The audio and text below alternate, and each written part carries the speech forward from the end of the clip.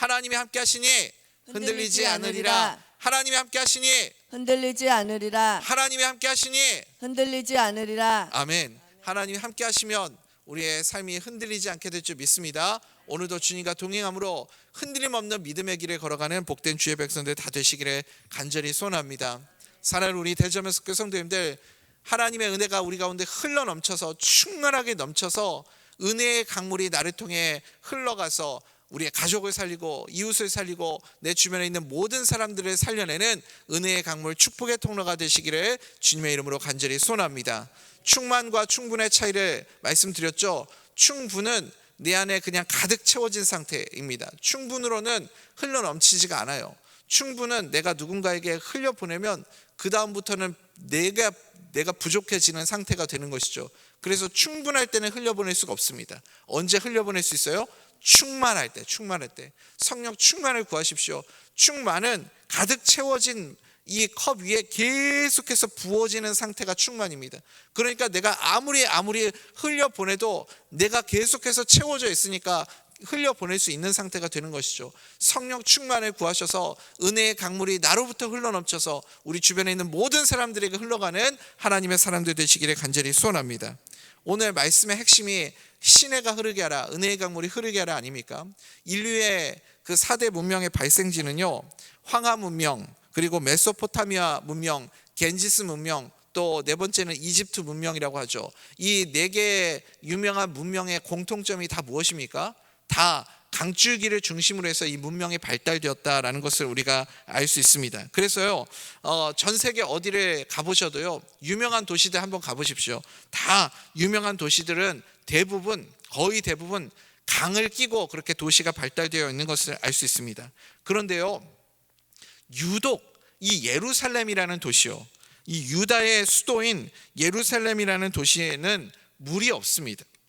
역사적으로나 지리적으로 이렇게 물이 없는 곳에 도시가 형성된 곳은 그리고 또 심지어 한 나라의 수도가 된 것은 이 예루살렘 성이 거의 전무후무한 일입니다. 그런데 오늘 우리가 읽은 시편 46편에는 좀 이해가 안 되는 표현이 있어요. 우리 46편 4절 말씀 한번 읽어볼까요? 시작. 한 시내가 있어 나뉘어 흘러 하나님의 성 곧 지존하신 이의 성소를 기쁘게 하도다. 아멘. 아멘. 이 오늘 말씀의 주제 성구가 되는데요, 한 시내가 있다. 예루살렘에는 시내가 없거든요. 그런데 한 시내가 있다. 그리고 이 시내가 흘러서 하나님의 성, 하나님의 성소를 기쁘시게 한다. 다시 말씀드리면 이 하나님의 시내가 이 예루살렘 성으로 흘러 들어오는 것이 하나님의 기쁨이 된다. 이것을 말씀하고 있습니다. 은혜의 강물이 흘러 넘쳐서 하나님의 성소로 흘러 들어가게 될 때 이것이 하나님의 기쁨이 되는 줄 믿습니다. 하나님의 성은 예루살렘 성 아닙니까? 예루살렘 성 안에는 우리가 아는 대로 시내가 없습니다. 이게 도대체 무슨 소리인가? 예루살렘은 지형 자체가 높아요. 그래서요, 원래 물은 높은 곳에서 낮은 곳으로 흐르지 않습니까? 그런데 지형이 높기 때문에 시냇물이 흐를 수 없는 곳이라는 거죠. 예루살렘 성 우리가 잘 알고 있지 않습니까? 이 천연의 요새 도시여서 이 난공불락의 성, 지형이 높기 때문에 이 침략을 하기가 쉽지가 않은 곳이죠. 그러니까 시냇물은 흐를 수가 없는 곳입니다. 게다가 주변이 산지로 이렇게 둘러싸여 있어서 그래서 이 계곡이 흐를 수가 없습니다. 예루살렘 동편에 보면 그곳에 이제 또 동편에도 산세가 있는데 기드론 골짜기라는 곳이 있습니다. 기드론 골짜기. 원래 이 기드론 골짜기는 이 움푹 파여 있는 그 골짜기에 물이 흐르는 것이 아니라 마른 골짜기인데, 마른 시냇가인데, 이 우리가 아는 대로 건기와 우기가 있지 않습니까? 그래서 이른 비와 늦은 비가 내릴 때만 잠깐 이렇게 그 골짜기로 물이 흐르는 마른 샘이 있었습니다. 바로 그 바짝 마른 그 시냇가 옆에 또 우리에게 잘 알려져 있는 기혼샘이라는 곳이 있었어요. 샘이 멀리 떨어진 곳에 샘이 하나 있습니다. 기혼샘. 그래서 이 기혼샘은 간헐천으로 알려져 있죠. 물이 이렇게 솟아오르는 간헐천. 이것을 이제 물이 없는 땅 가운데 샘이 있기 때문에 이스라엘 백성들에게는 이곳을 거룩한 곳으로 그렇게 이스라엘 백성들이 여겼습니다. 우리가 잘 아는 솔로몬 왕이 기름 부음, 왕으로서의 기름 부음을 받은 장소가 어디냐면 바로 이 기혼샘이 되는 것이죠. 그래서 이 솔로몬이 있을 때 이 기혼샘이 굉장히 중요한 의미를 가진 샘이 되었습니다. 그리고 나서 이제 솔로몬의 시대가 지나고 난 다음에 나라의 슬픈 역사가 시작되게 되죠. 남과 북으로 이스라엘이 갈라지게 되고, 북이스라엘은 원래 시작부터 출발이 10개의 지파로 그렇게 넓은 땅으로 시작하였기 때문에 이렇게 강대해졌지만, 남유다는 이 작은 유다와 베냐민으로 그렇게 시작했기 때문에 그래서 시간이 지나면서 점점 더 약화되어 갔습니다. 그러던 중에 남쪽 유다의 14대 왕으로 히스기야라는 사람이 25살에 왕으로 등극을 하게 되죠. 그가 왕이 되었을 때 그 시대적인 배경이 어떻습니까? 히스기야가 왕이 되었을 때 어떤 일이 있었어요? 그때 당시에 가장 신은 강국으로 떠오르던 이 왕국이 어디였냐면 아수르라는 왕국이었죠. 아수르라는 왕국이 지금 북이스라엘을 이미 침공을 해서, 그래서 BC 722년에 북이스라엘이 완전히 아수르에 의해서 멸망을 당해버렸습니다. 나라가 사라져 버렸어요. 없어져 버렸습니다. 이렇게 북이스라엘이 이제 사라져 버리고 덩그러니 남겨져 있는 남유다 하나뿐인데, 그러면 이제 시간 문제 아닙니까? 조금 있으면 아수르가 쳐들어올 것이 너무나도 분명한 그런 상황 가운데, 시대적 배경 상황 가운데 히스기야가 왕이 되었다는 것이죠. 그러면 여러분들이 왕이라면 무엇부터 해야 되겠습니까? 뭐부터 해야 되겠어요? 제가 지금 설명드렸잖아요. 오늘 새벽이라 목사님 아침부터 자꾸 머리 쓰게 만드십니까? 빨리 시간 끄지 말고 빨리빨리 얘기하십시오. 그러면 제가 또 드릴 말씀이 없지만, 여러분, 내가 만약에 이런 곧 있으면 아수르가 침공해 올 것이 너무나도 자명하고 뻔한 상황이라면 여러분 뭐부터 해야 되겠어요? 빨리 이 전쟁 준비를 해야 될 거 아닙니까? 전쟁을, 그래서 군사력을 재정비하고 국내 정치뿐만 아니라 외교 문제 시작해서 어떻게 해서든 나라가 멸망당하지 않는 방법을 찾아야 될 거 아닙니까? 우리식으로 말하면 여러분, 교회에 어려움이 찾아왔어요. 재정적인 어려움이 찾아왔든지, 아니면 교회 안에 분쟁이 있든지 어려움이 있든지, 그러면 이 교회를 지키기 위해서 우리가 해야 할 일들이 있을 거 아닙니까? 그러면 뭐부터 해야 되겠어요? 회의도 해야 되고, 이런저런 행정적인 일들도 해야 되고, 이런 것들을 해야 되는 게 중요한 것 아니겠습니까? 중요한 우선순위가 있잖아요. 지금 목사님, 지금 예배가 중요합니까? 기도가 중요해요? 지금 이런 거 할 때입니까? 선교하고 전도할 때입니까? 교회가 지금 존폐 위기에 있는데 우리가 먼저 해야 될 일이 있는 거 아닙니까? 마찬가지예요. 히스기야가 왕이 됐는데 나라의 존폐 위기의 상황 가운데 히스기야가 해야 될 일이 뭐겠어요? 지금 외교력을 확보하고 정치력을 다시 정비하고 군사력을 재정비하고 이런 일들을 해야 되는 게 당연한 거 아니냐는 거예요. 그런데 히스기야가 왕이 되어서 했던 일이 무엇이냐? 성전을 정결했습니다. 이게 말이 되는 일이에요? 지금 이 일을 하는 게 맞냐는 거죠. 그리고 우상들을 다 깨부수고 예배를 회복시켰습니다. 그리고 잃어버렸던 이스라엘의 절기를 회복시켰습니다. 이것이 하나님의 기쁨이 되는 일이 되었다라는 것이죠. 하나님이 역사하시는 일이 되게 만들었다. 은혜의 강물이 흐르게 만드는 그런 일을 하였다라는 것입니다. 그리고 이 히스기야 왕이 예배를 회복하고, 그리고 성전을 정결케 하고, 그리고 우상을 없애버리고 절기를 회복하는 이런 일들을 함과 동시에 했었던 중요한 프로젝트가 한 가지가 있습니다. 그게 무엇이냐면, 성 밖에 그 기드론 골짜기 곁에 있는 기혼샘, 아까 말씀드렸죠. 그 기혼샘에서 나오는 그 물을 예루살렘 성으로 끌어들여오는 그런 프로젝트를 하기 시작했습니다. 수로를 만드는 일을 하였어요. 이게 히스기야 왕이 했었던 아주 중요한 프로젝트 중에 하나였습니다. 시내가 흐르게 만드는 것이었어요. 하나님의 성으로, 하나님의 성소로 시내가 흐르게 만드는 이 일을 하였습니다. 우리 역대하 32장 30절의 말씀 한번 읽어볼까요? 시작.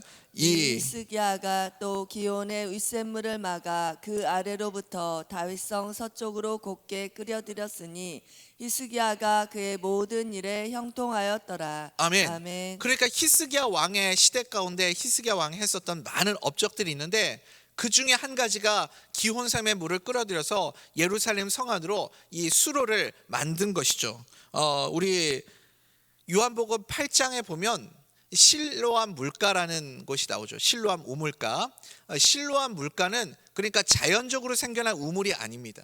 실로암은요, 인간들이 만든 사람들이 만든 그 인위적으로 만들어낸 우물가죠. 어디에서부터 물을 가지고 온 거예요? 기혼샘에서 물을 끓여다가 약 한 530m 정도 된다고 하더라고요.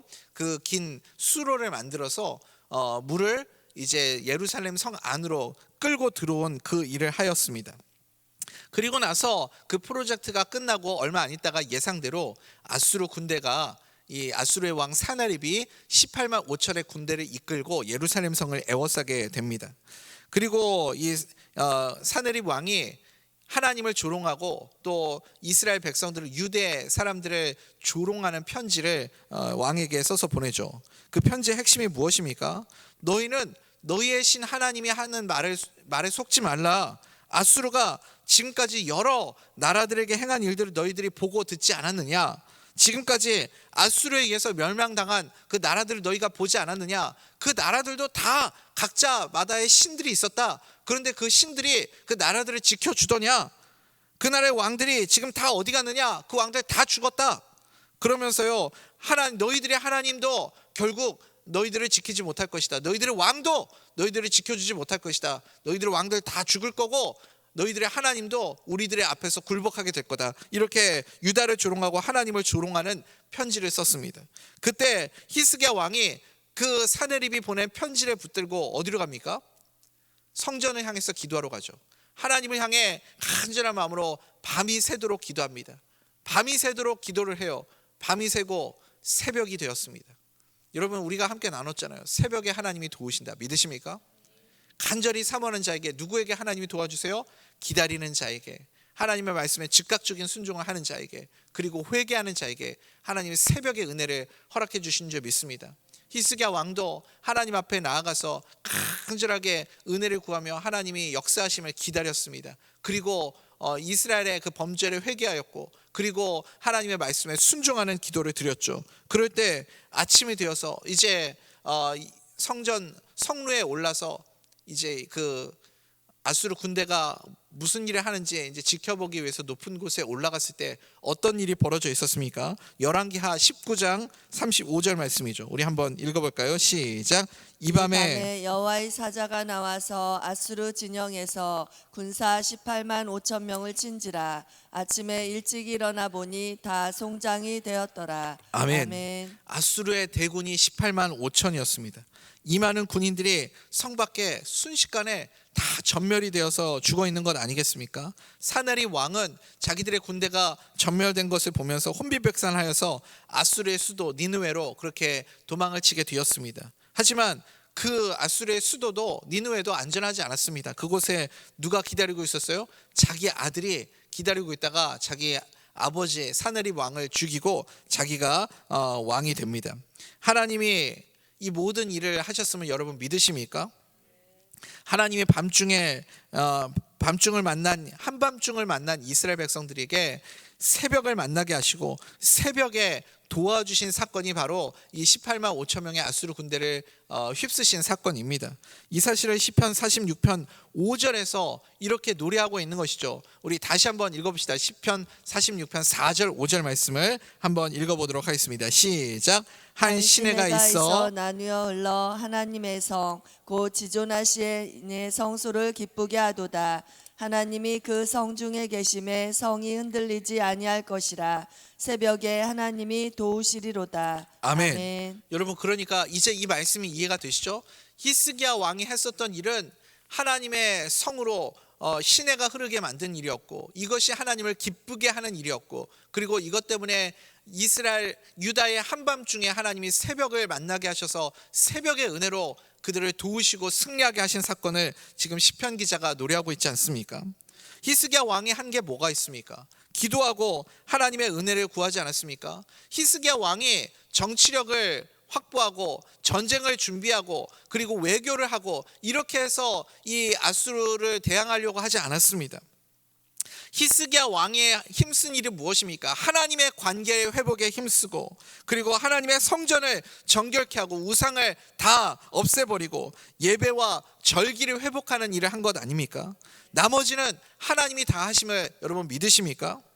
하나님의 성소를 기쁘게 하는 물기를 끌어들이는 이 일을 하였습니다. 그런데 이것을 통해서 하나님께서 히스기야 왕의 기도를 들으시고 밤중에 일하셨습니다. 하나님이 원수들을 물리쳐 주셨습니다.